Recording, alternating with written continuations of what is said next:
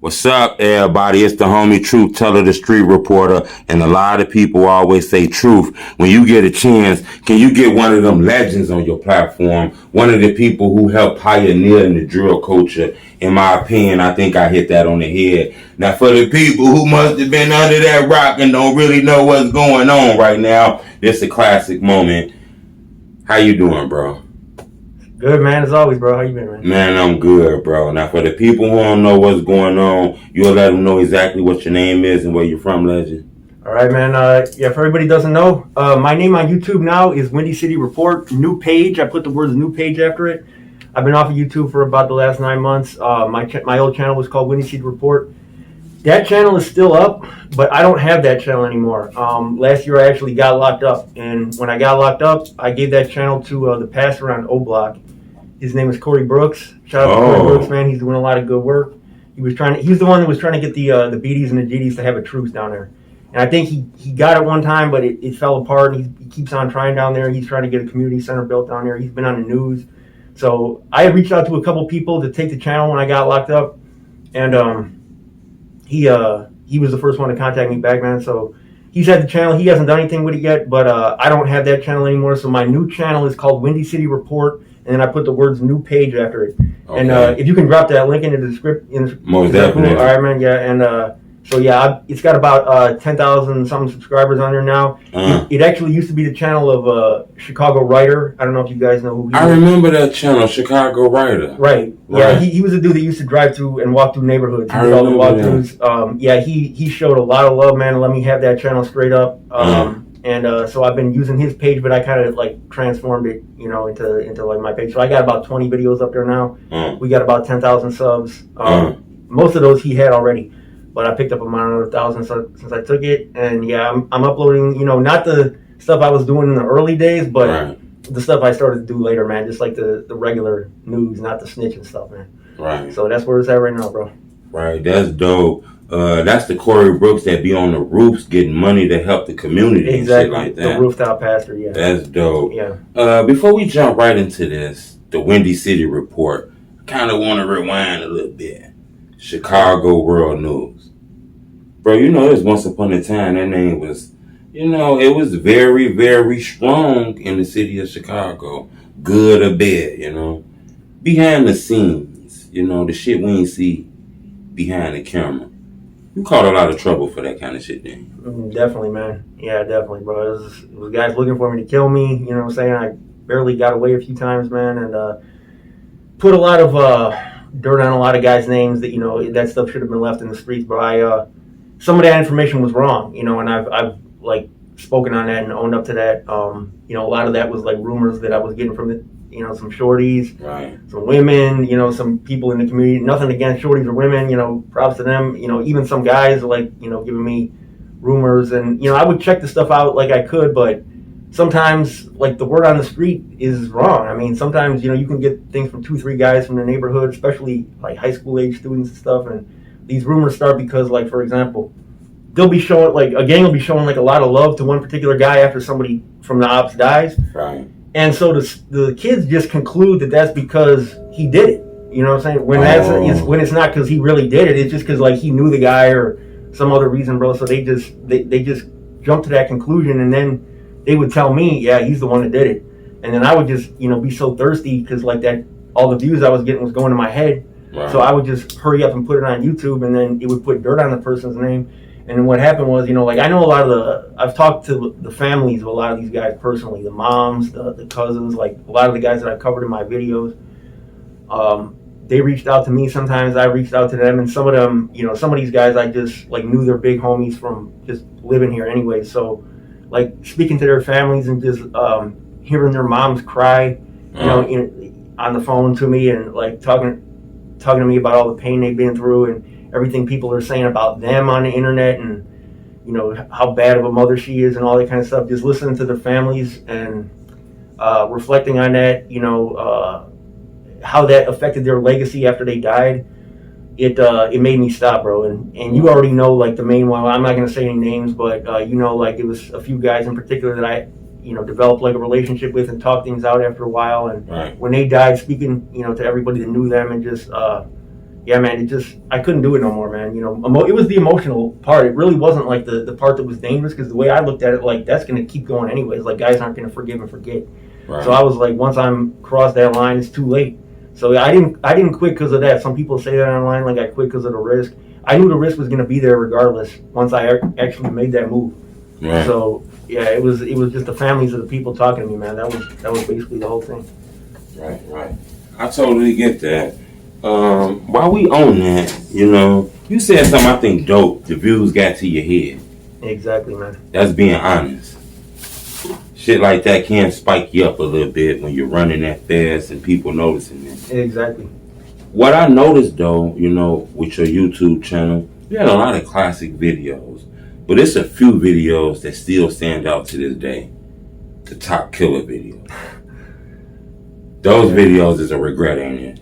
It is, man. Yeah, it is. And I see a lot of people have taken those videos and reposted them. And, right. You know, I've contacted some of those people and tried to get them to take those down. Oh, you did? Because I let them know, like, I know these guys' families personally. Right. Like, we talk behind the scenes and everything, and it's bringing them a lot of pain to see that on the internet. Right. And, man, like, they ain't budging, bro. They leave them up there. They're getting money from it. They're getting views from it. I've reported them on YouTube, you know, after talking to them the first time. They said they're going to take it down. I give them a chance to take it down. They take it down and put it back up. I complained to them on YouTube. They say like the video wasn't copyrighted, which I never copyrighted any of my stuff. Right. So I got no choice. Like, I would have to hire a lawyer, and there's nothing I can do. So just for everybody who knows, all those channels that you see that are reposting my stuff is not me. Like, I've tried to get those videos taken down. That has nothing to do with me. Like, yeah. Yeah, those videos, they're still strong in the culture because, you know, I don't want to get messy now, but I do got you in here. I want to be transparent with the viewers. They see me in the street. They say, what up, truth? Hell, I even take care of myself through some of these videos, so I got to reward the people by being honest when I get a chance to interview somebody. Yeah. The top killer videos kind of highlighted a few people in there, but one particular, the internet says, TB. Yeah, man, rest in peace, TB, bro. You had a chance to speak with him, though. I did, man, multiple times. And his family, multiple family members, I won't say who. And, yeah, man, just hearing them cry and, like, all the pain that I brought them. Right. You know, because now everybody's talking about them on the internet about, like, they must have, you know, done this wrong and done that wrong. And nobody would have even known about that because TB was a low-key guy. You know what I'm saying? He was right. He wasn't a clout chaser. You know, like a lot of these guys, they want to be known. They do something in the streets. They want everybody to know about it. Like, they're trying to impress girls. They're trying to do this, do that. He was not like that. Right. Like, he was a different breed, bro. You know what I'm saying? Like, whatever he did, which I'm not going to speak on anymore, whatever he did or didn't do, like, he kept quiet about everything. So when I put him out there, it was the first time that anybody had ever heard of him. Like, he didn't rap. He didn't do nothing. Right, because he was... A lot of people says that people didn't really know him. Nobody knew him. Like, right. he didn't rap. He wasn't active on social media. Like, he was just low-key behind the scenes. And then I put him on blast and really, like, threw a lot of dirt on his name and his family. You know, I eventually got in contact with some of them. Right. And I got in contact with his teacher, his former teacher, who a lot of people know because she wrote an article about him. And, man, like, his family was not, I was thinking his family might be, you know, furious with me, like, coming at me on some, we're going to kill you, catch you, kill you.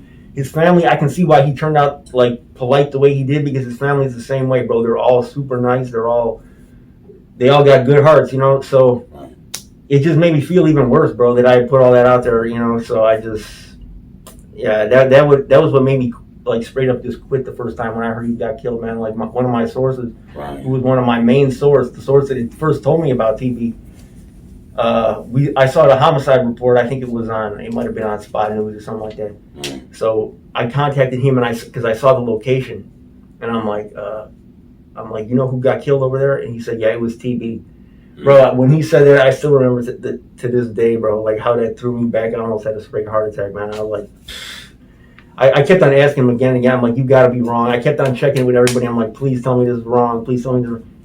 It was him. And then that right there, just like, that made me want to quit the first time, bro. Mm. Yeah, that's crazy, you know. Because we had squashed at the end, me and TV. Like, right, y'all did speak. Yeah, we had talked it out. Right. I mean, we had been talking all along, but it was always hostile. But also, it was a moment where it was Oh yeah, the first time. Or ride back together. Yeah, the first time we spoke, he came at me like politely asking me to take the stuff down, but when I didn't budge on it, then it got hostile. But then at the end, we squashed it, and I agreed to help, like promote anything positive he was doing. Right. And then he agreed to, just like give me a pass. So yeah, at the end we had talked it out, and like that's something most gang members aren't going to do. Right. You know what I'm saying? They're not going to talk stuff out. Like once you get on their bad side, that's it. There's no going back. But he wasn't like that, bro. He was a man, and that's probably my biggest regret, over the years. What happened to him? Right. Not to stay on TV or nothing like that, but you seen the internet shit that went on where they say that he was the one that walked in that store and shit like that. That I really can't speak on, bro. Yeah. That I really rather not speak on. But I was saying, I wasn't speaking on that per se, but just to say, shit like that, his name was just like, he got very hot on the internet. After I put him on blast like that, because I was out of pocket, period. Right. People kind of felt like you might have pushed the wrong way towards YoungPappy them too. Oh, towards Pappy? Yeah. Well, that was a different story because you kind of knew that area. I used to live right on their block, bro. I used to live right at Morrison Ashland. Now they're at Farwell and Ashland, which is literally like half a block away. And the first full-time job that I had was at YoungPappy's high school. So I didn't know him personally. Oh, so you did work. You used to say that in your video. Sullivan High School, in East Rogers Park. That's the PBG high school. I didn't know him personally, but I knew his big homies, like James Brown. Rest in peace to James Brown. He was a student in my class. He got killed.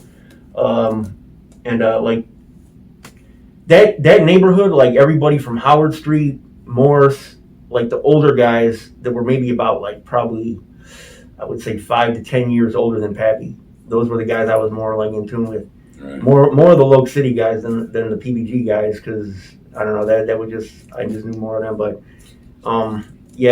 that started off positive. Like I was, seeing somebody from my old neighborhood get on like that, and I was trying to help them out, but that's a complicated story that involves somebody else that I can't really speak on because he is locked up right now. Oh, okay. And I think with some of those guys, but basically we had a falling out over how they were kind of like dealing with.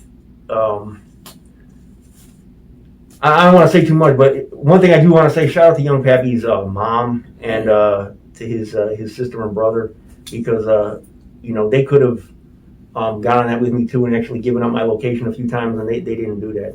Oh. So there was a time I was going to link with B Double for an interview. Oh, you will? Yeah, and so he would have had to drop on me, and this is after we had actually had a falling out with some of the other guys. So he could have dropped my low right there. He could have just given it to him straight up, and he didn't do that. So yeah, he gave me a pass, man. And I could be wrong on this, Real News. A lot of people said I'm wrong on this, but in my opinion, I think you was the first blogger to blog about 600 Breezy. Breezo? Breezo. Is that true? Well, no, Zach wasn't really a blogger. He was more an interview, but he covered Breezo before me. And I think DJ Academics might have done it too. All right. But you was in that wave early, though, covering him before a lot of people did, though. I recall that. What happened to you, though? What you was finna say? Yeah, Breezo was like,